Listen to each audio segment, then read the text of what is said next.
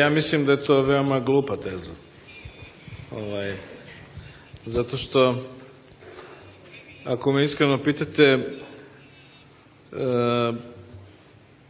ja sam predsedavajući u EPS-u zato što sam ministar spoljnih poslova Srbije, koja po funkciji ministar spoljnih poslova i Ministarstva spoljnih poslova obavlja tu ulogu u ime Srbije, predsedavanja u ovoj godini. Tako da to nema nikakve veze sa rekonstrukcijom vlade i u suštini i nije ni potrebno da se na takav način bilo ko štiti. Ovde je reč o tome da i premijer Vučić i ja, naše dve partije, da li delimo iste strateške ciljeve i da li delimo istu politiku. To je suština svega. I da li premijer ima određene primedbe,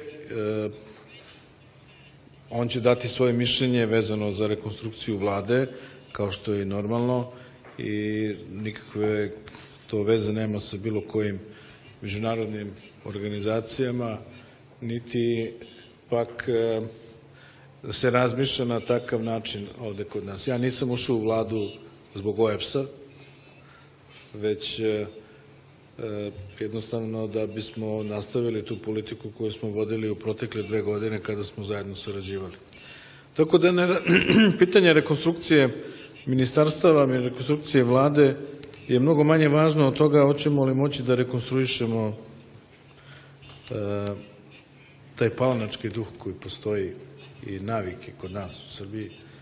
Ja mislim da oni koji tako pišu u stvari žele da ja budem rekonstruisan, jer time provociraju premijera